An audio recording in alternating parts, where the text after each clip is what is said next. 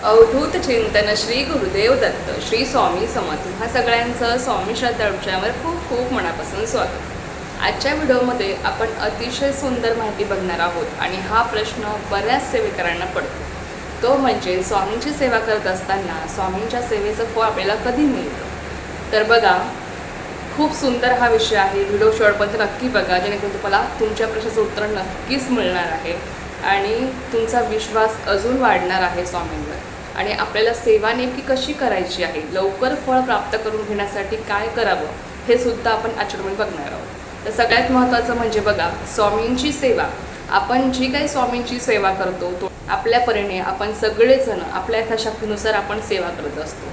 आपण जी काही स्वामींची सेवा करतो त्या संपूर्ण सेवेचं आपल्याला फळ मिळत असतं। आपली कधीच कुठलीच सेवा ही वाया जात नाही। तुम्ही दिवसभरातून फक्त एकदा श्री स्वामी समर्थ जरी म्हटलं तरी सुद्धा तुम्हाला त्या सेवेचं स्वामी फळ देत असतात।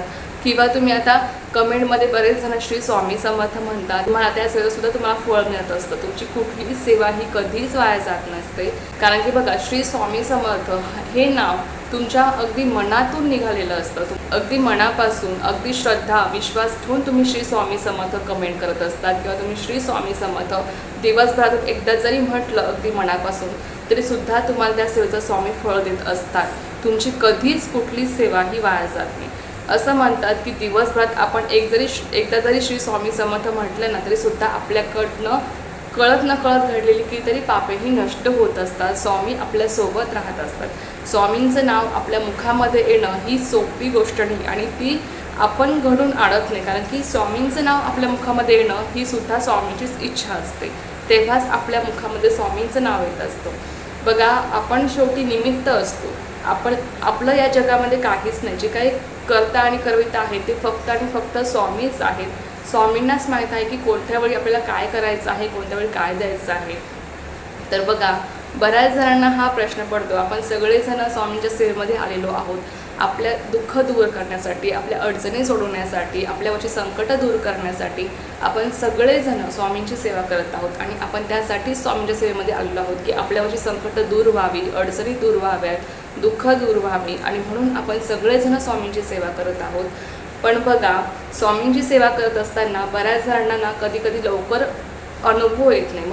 मग त्यांचं मन खूप दुःखी होतं, त्यांचा विश्वास डगमगायला लागतो आणि ते स्वामींची सेवा सोडून देण्याचा विचार करतात का एका पॉईंटला स्वामींची सेवा सोडून सुद्धा देतात। पण बघा, आपण सगळेजण आपण जे काही स्वामींची सेवा करत आहोत, छोटी मोठी, त्या संपूर्ण सेवेचं स्वामी आपल्याला फळ देत असतात। ती संपूर्ण आपली सेवा स्वामींपर्यंत पोहोचत असते। आपली कधीच कुठलीच सेवा ही वाया जात नाही। स्वामी आपल्याला प्रत्येक सेवेचं फळ देत असतात। पण बघा, स्वामींच्या सेवेमध्ये फळ लवकर मिळण्यासाठी काही गोष्टी आहेत ज्या आपल्याला पाळायच्या असतात आणि त्यामुळे आपल्याला आपल्या सेवेचं फळ हे लवकर मिळतं आणि स्वामीसुद्धा आपल्यावर प्रसन्न राहत असतात आणि त्यांची कृपाही आपल्यावर लवकर होत असते, त्यांची कृपा आपल्याला प्राप्त होत असते। तर अशा त्या कोणत्या गोष्टी आहेत त्याच आपण जाणून घेणार आहोत। बघा, सगळ्यात महत्त्वाचं म्हणजे आपल्यावरच्या ज्या काही संकटे आहेत, आपल्या प्रत्येकाची ती वेगळी आहेत, दुःख वेगळी आहेत, आपल्या अडचणी वेगळ्या आहेत, आपल्या प्रत्येकाचे प्रश्न हे वेगवेगळे आहेत। का वेगळे आहेत? कारण की आपले जे काही प्रश्न आहेत ते आपल्याला आपल्या कर्माप्रमाणे आपल्याला ते प्राप्त झालेले असतात। आपल्यावरची जी काही दुःख आहेत, आपल्यावरची जी काही संकटं आहेत ती आपल्याला आपल्या पूर्वकर्मानुसार आपल्याला ती प्राप्त झालेली असतात। ती आपल्याला अशीच प्राप्त होत नाहीत किंवा ती आपल्याला अशीच मिळत नाहीत। आपल्यावर जे काही संकट येतं, दुःख येतं किंवा कुठलीही अडचण आपल्याला येते जीवनामध्ये, तर त्यामागे आपले पूर्वकर्म असतात। त्या पूर्वकर्मानुसार आपल्याला ते प्राप्त झालेले असतात। शेवटी आपण त्याला एक म्हणतो की ते भोग असतात। भोग आणि भोगूनच संपवावी लागतात। भोगामध्ये कुठलेही देवी देवता हस्तक्षेप करू शकत नाही किंवा त्यांची इच्छा असेल तरीसुद्धा ते त्याच्यामध्ये हस्तक्षेप करू शकत नाही। कारण की का करू शकत नाही? कारण की ते आपले कर्म असतात आणि कर्माचे फळ हे प्रत्येकाला भोगावेच लागतात। कर्म कोणालाही चुकत नाहीत। एक वेळ देव माफ करतो पण कर्म कधीच माफ करत नाही। म्हणून असं म्हटलं जातं की कर्म नेहमी चांगले करा आणि स्वामींची सेवा करताना सुद्धा आपल्याला ती गोष्ट पाळायची असते। बघा, आपल्याला आपल्या पूर्वकर्माप्रमाणे सगळे दुःख, संकट, अडचणी प्राप्त झालेले असतात आणि स्वामी सगळ्यात आधी तेच काम करतात की आपले भोग कमी करत असतात, आपले प्रारब्ध नष्ट करत असतात। कसे नष्ट करत असतात? जेव्हा आपण त्यांची सेवा सुरू ठेवतो, जेव्हा आपण त्याची सेवा ही निरंतर करत असतो, आपण त्याची सेवा जेव्हा करतो ना, तेव्हा त्या सेवेमुळे आपले जे काही भोग आहेत त्याची जी काही तीव्रता आहे ती स्वामी कमी करत असतात. आपले भोग संपवू शकत नाहीत, स्वामी आपले भोग नष्ट करू शकत नाही, पण त्याची तीव्रता, त्या संकटांची तीव्रता स्वामी नक्कीच कमी करू शकतात आणि आपले प्रारब्ध नष्ट होतात आणि त्या संकटाची कुठलीही झळ आपल्याला बसत नाही आणि म्हणून आपल्याला स्वामींची सेवा करायची असते. आता बघा, स्वामींची सेवा तर आपण सगळेजण करत आहोतच, पण सेवेचं फळ मग नेमकी कधी मिळणार? बघा, जेव्हा आपले भोग भोगून होतात, जेव्हा आपले प्रारब्ध नष्ट होतात, तेव्हा स्वामी आपल्याला योग्य वेळ आल्यावर सेवेचं फळ द्यायला सुरुवात करतात.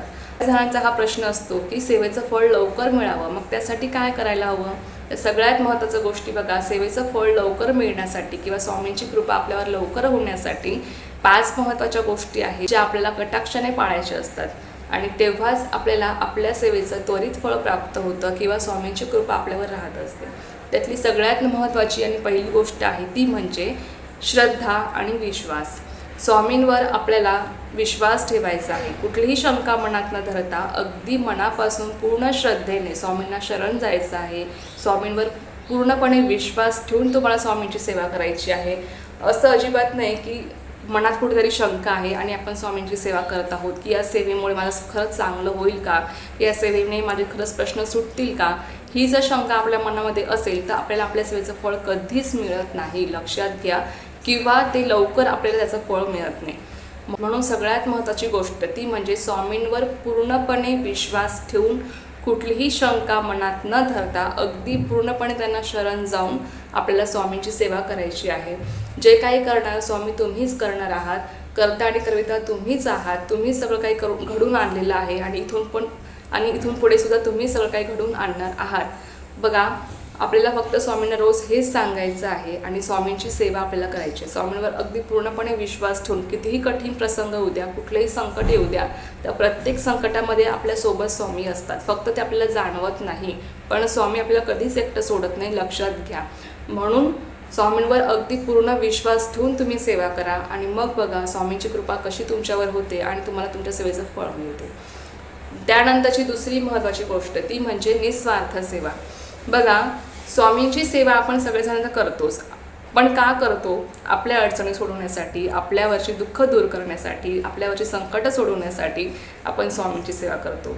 मग त्यामागे काय आहे? आपला स्वार्थ आहे. आपण आपल्या स्वार्थासाठी स्वामींची सेवा करत आहोत. पण बघा, हे जरी तितकंच खरं असलं तरी सुद्धा हे पण महत्त्वाचं आहे की स्वामींची सेवा आपण जितकी निस्वार्थ भावनेने करतो ना, तेवढं स्वामी आपल्यावर लवकर प्रसन्न होतात आणि आपल्याला आपल्या सेवेचं फळ लवकर देत असतात. का देत असतात? कारण की त्यामागे आपली कुठलीही स्वार्थ भावना नसते. आपण स्वामींना काहीही मागत नाही आणि न मागता केलेली सेवा ही मागून केलेल्या सेवेपेक्षा जास्त फळ देऊन जात असते. म्हणून लक्षात घ्या की तुम्हाला स्वामींची सेवा करताना ही निस्वार्थ भावनेने करायची आहे. बघा, स्वामी तुम्ही मला काही द्या किंवा नका देऊ, फक्त तुमची कृपा, तुमचा आशीर्वाद आमच्यासोबत असू द्या. तुम्ही जर आमच्यासोबत असाल तर आम्हाला काहीच जीवनामध्ये कमी पडणार नाही. फक्त स्वामींना एवढंच मागायचं आणि मग बघा, तुम्ही स्वामींना जेव्हा काही न मागता स्वामींची सेवा करता तेव्हा तुम्हाला सुद्धा त्याचा अनुभव होईल की स्वामी कसे तुम्हाला लवकरात लवकर तुमच्या सेवेचं फळ देतात आणि स्वामींना सुद्धा ही सेवा अगदी प्रसन्न करून टाकते. ती म्हणजे निस्वार्थ भावनेने केलेली सेवा. ज्या सेवेमागे कुठलीही आपली स्वार्थी भावना नाही, ज्या सेवेमागे आपण स्वामींना काहीही मागत नाही. म्हणून लक्षात घ्या की सेवा करताना अशी एकतरी सेवा करा की ज्यामागे आपली कुठली स्वार्थी भावना नाही, ज्यामागे आपण स्वामींना काहीच मागत नाही. फक्त स्वामी तुम्ही आमच्यासोबत राहा, बस तेवढंच पुष्कळ आहे. बस स्वामींना रोज एवढंच म्हणा आणि मग स्वामींची सेवा करून बघा. तुम्हाला स्वामींचे कोणकोणते अनुभव येतात. त्यानंतरची तिसरी महत्त्वाची गोष्ट ते म्हणजे आपले प्रारब्ध आणि योग्य वेळ.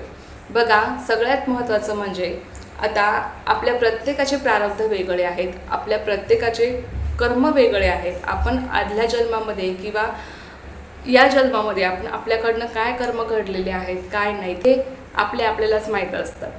पण कळत नकळत आपल्याकडनं काही चुका घडतात आणि त्या चुकांमुळे आपल्याला येणाऱ्या भविष्य काळामध्ये अनेक संकटांचा सामना करावा लागत असतो. कारण की ते आपले कर्माचे फळं असतात जे आपल्याला भोगूनच संपवावे लागतात. कर्म कुणालाही चुकत नाहीत. कर्माचे फळ चांगले असेल किंवा वाईट असेल, त्या प्रत्येक कर्माचं आपल्याला फळ मिळत असतं. म्हणून लक्षात घ्या की स्वामींची सेवा करताना आपल्याला आपले कर्म चांगले ठेवायचे आहेत. बघा, स्वामींची सेवा करताना कुणाबद्दलही राग, द्वेष किंवा इतरांचं वाईट व्हावं ही भावना मनात धरून आपल्याला कुठलीच सेवा करायची नसते. नेहमी दुसऱ्यांचं चांगलं व्हावं, त्यामागे माझंही चांगलं व्हावं अशी आपल्याला भावना मनामध्ये ठेवायची आहे आणि स्वामींची सेवा करायची आहे. थोडक्यात काय की आपल्याला आपले कर्म चांगले ठेवून स्वामींची सेवा करायची आहे. जेव्हा आपण आपले कर्म चांगले ठेवून स्वामींची सेवा करतो तेव्हा स्वामी आपल्यावर लवकर प्रसन्न होतात, त्यांची कृपा आपल्यावर लवकर होत असते आणि आपण केलेल्या सेवेचं फळ आपल्याला हे पूर्णपणे आणि लवकर मिळत असतं.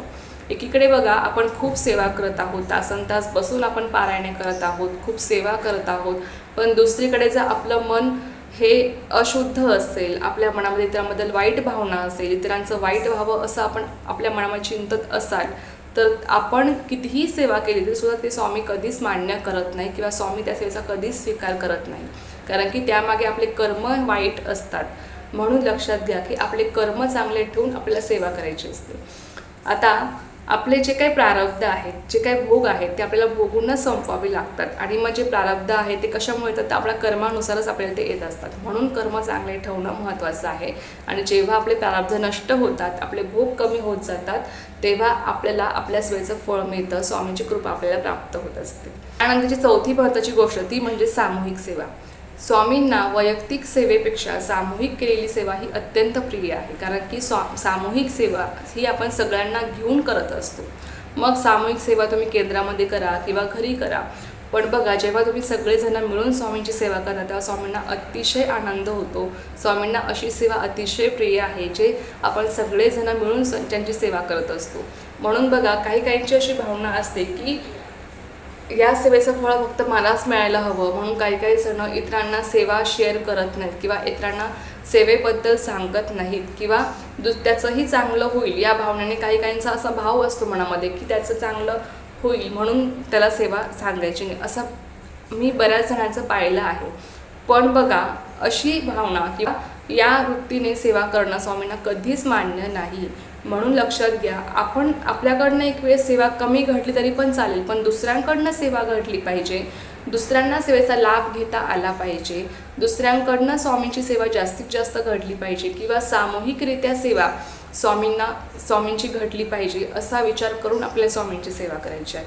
तुम्ही जेवढी सामूहिक सेवा कराल तेवढं तुम्हाला त्या सेवेचं फळ हे अधिक पटीने मिळतं. आता बघा, बऱ्याच जणांचा प्रॉब्लेमसुद्धा असतो, बऱ्याच जणांच्या घरामध्ये लहान बाळ असतं, लहान मुलं असतात, मग त्यांना सामूहिक सेवेमध्ये सहभागी होता येत नाही. मग अशा वेळेस तुम्ही वैयक्तिक सेवा करा, ती सेवा स्वामींना मान्य आहे, स्वामी ती सेवा स्वीकारसुद्धा करतात आणि तुम्हाला त्या सेवेचं फळसुद्धा देतात.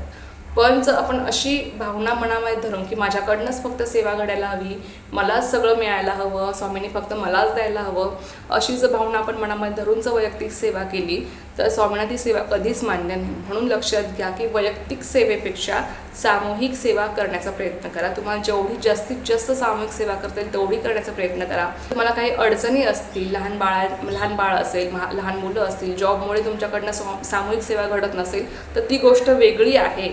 तुम्ही तुमच्यानुसार सेवा करा, तुम्ही घरी तुमची वैयक्तिक तुमची जी काही सेवा आहे ती तुम्ही करा, पण फक्त माझ्याकडनंच सेवा घडायला हवी यासाठीच तुम्ही वैयक्तिक सेवा करत असाल तर ती सेवा स्वामींना कधीच मान्य नाही. म्हणून सगळ्यांना सोबत घेऊन आपल्याला सेवा करायची असते. आपल्याला सगळ्यांना सेवेचं महत्त्व पटवून देऊन आपल्याला सेवा करायची असते. त्या सेवेने स्वामी लवकर प्रसन्न होतात आणि स्वामींची कृपा आपल्याला प्राप्त होते आणि त्या सेवेचं फळ आपल्याला भरभरून मिळतं आणि अधिक पटीने मिळत असतं आणि लवकर मिळत असतं. तर ही आहे चौथी महत्त्वाची गोष्ट. त्यानंतर पाचवी महत्त्वाची गोष्ट अशी आहे मीपणा. बघा, बऱ्याच सेवेकऱ्यांचं असं होतं ना की स्वामींच्या सेवेमध्ये बराच काळ आल्यानंतर काही जणांना मीपणा येतो, म्हणजे मी एक श्रेष्ठ भक्त आहे, मी एक खूप श्रेष्ठ सेवेकरी आहे, किंवा मी स्वामींची एवढी सेवा करतो, मी स्वामींच्या एवढ्या जवळ आहे, स्वामींची ही पारायणे करतो, मी स्वामींच्या तिथी सेवा करतो, मी स्वामींच्या या सेवा करतो. म्हणजे बघा, काही जणांच्या बाबतीत असं घडतं की त्यांना मीपणा येतो, पण स्वामींना हा मीपणा कधीच मान्य नाही, कारण की शेवटी करता आणि करविता हे स्वामी आहेत. स्वामींची इच्छा होती म्हणून आपण स्वामींच्या सेवेमध्ये आलेलो आहोत. पण बघा, त्यांची इच्छा नसेल तर आपण कुठलीच सेवा करू शकत नाही. त्यांच्या इच्छेशिवाय झाडाचं पानसुद्धा हलत नाही. मग आपण कोण आहोत, आपल्याकडनं काय सेवा घडणार आहे. म्हणून बघा, आपण जी काही सेवा करतो, छोटी मोठी तोडकी मोडकी आपण जी काही सेवा करतो स्वामींची, त्या प्रत्येक सेवेमागे स्वामींची इच्छा असते की आपण ती सेवा करावी.